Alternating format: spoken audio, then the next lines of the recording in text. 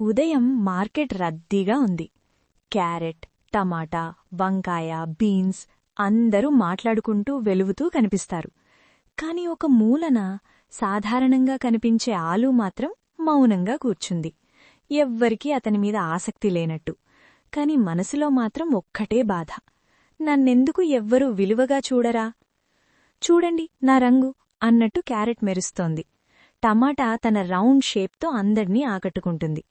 వంకాయ డీప్ పర్పుల్లో ప్రౌడ్గా నిలబడింది. అందరూ తమ తమ అందాన్ని చెప్పుకుంటుంటే ఆలూ మాత్రం తలదించుకొని నాలో ఏమీ స్పెషల్ లేదు కదా అని బాధపడింది. ప్రతి స్టాల్లో మెరుస్తున్న కూరగాయలు ముందుకు వెళ్తాయి. ఆలూను మాత్రం ఎల్లప్పుడూ వెనక్కి నెట్టేస్తారు.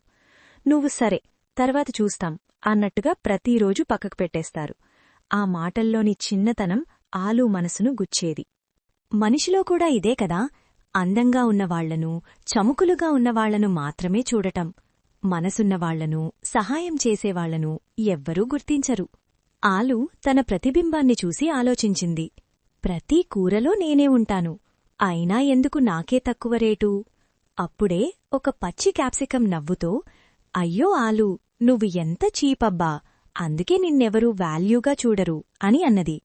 ఆ మాట విని ఆలూ మనసులో ఏదో పగిలిపోయింది. కాని బయట నవ్వుతూ బాధను దాచుకుంది.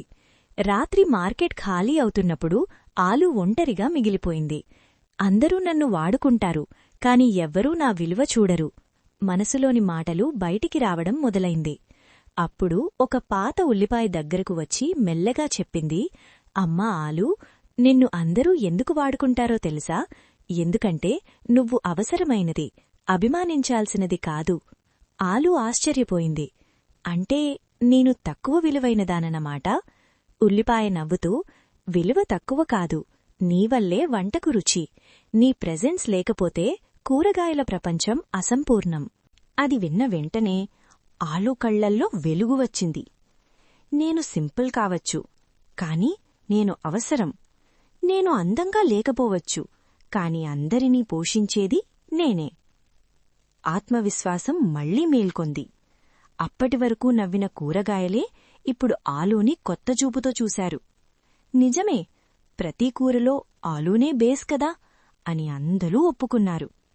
మనిషిలో కూడా ఇదే కదా, సైలెంట్గా ఉన్నవాళ్లను ఎప్పుడూ అండర్ రేటెడ్గా చూస్తారు.